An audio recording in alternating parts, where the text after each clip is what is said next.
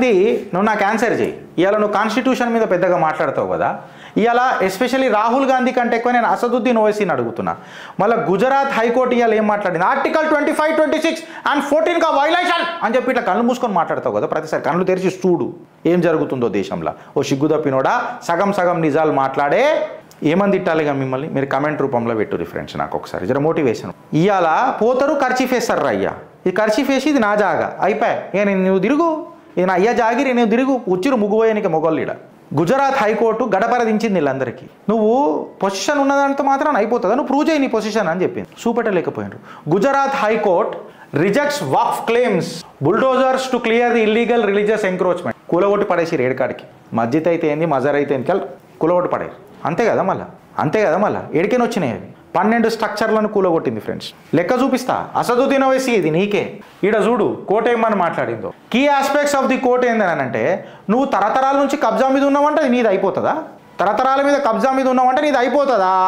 మళ్ళీ అప్పుడు places of worship act ఏమా దాని మీద మనం మాట్లాడొద్దు, దానికంటే ముందు ఏముండే అంటే మనం మాట్లాడొద్దు. What was the religious character of the place అని చెప్తే మనం దాని మీద మాట్లాడొద్దు, ఎందుకంటే అక్కడ గుడి లేదు గోపురం లేదు కదా, మస్జిద్ అయిపోతుంది కథం.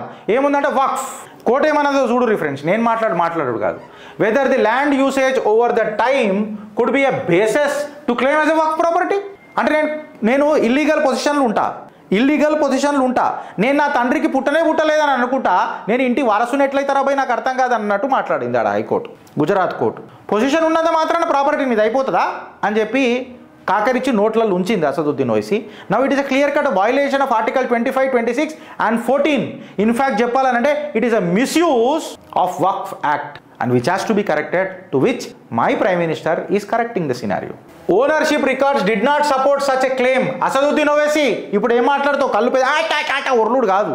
ఇప్పుడు చెప్పు ఒక్క రికార్డు కూడా నీ ఫేవర్లో లేదని చెప్తున్నారు. నేను చెప్తలేను, అక్కడ చూడు. Ownership records did not support such a claim. The ruling clarified ఏమని చెప్పిందనంటే, merely using a piece of land for religious purpose does not make it as a Waqf property.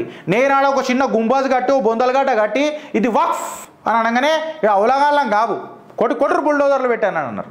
Court ఏమని అన్నది, petitioner trust was registered under the public trust register but the disputed lands were not recorded under the PTR as Waqf properties. Public trust రిజిస్టర్లా ఇవి Waqf properties లెక్క లేవు అని చెప్పి court చెప్పింది. Official revenue records వీటిని ఏం చేసింది అని అంటే, అఫీషియల్ రెవెన్యూ రికార్డ్స్ ఇట్లా మనం తీసుకొని చూస్తే ఇది government land and gauchar land, grazing land అని అంటే మేత కోతం చూడు, మనం బర్రెలను గెడ్లను తీసుకో, అది మేషే ల్యాండ్లు అని చెప్పింది, గవర్నమెంట్ ల్యాండ్లు అవి అని చెప్పింది. ఇప్పుడు అసదుద్దీన్ ఓవైసీ ఏడబెట్టుకుంటాడు తలకాయ చెప్పుర్రి, నాకు అర్థం కాదు, లేకపోతే కాకరి చుంచుపించుకుంటాడు నాకు చెప్పుండ్రి. Mutation entries dating back to 1967 showed that the land was granted to Gram Panchayat for a use of Kabristan graveyard and this entry was never challenged.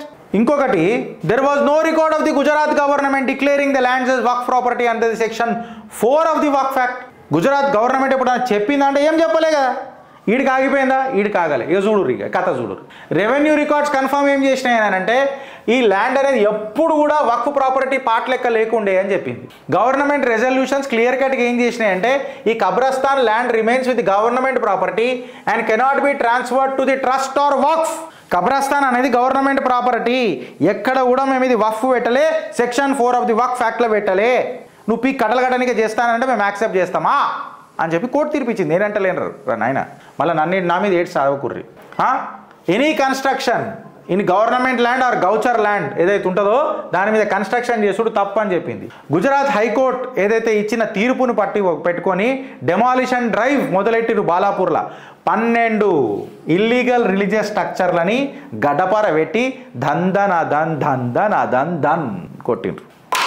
నాకు యాదొచ్చింది పాట అసదుద్దీన్ ఓవైసీ, తేరే వాస్తే మే, అదేంద్రా, తేరే వాస్తే ఫలం తేరే చాంద్ లాऊंगा సోనా, అది గుర్తొస్తలేదు నాకు.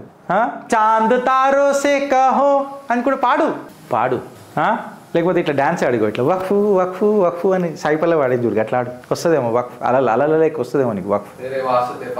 ఫలక్ సేమే చాంద్ లాऊंगा సత్రా సితారే సంగ్ బాద్ లాऊंगा కోయి చాంద్ తారో సే కహో అని చెప్పు పాట ఉంటుంది కదా. ఈయన మనోడు వాడతాడు, జాన్ దే దేంగే హమ్ ఏక్ ఇంచ్ కా జగహ నహీ చోడెంగే.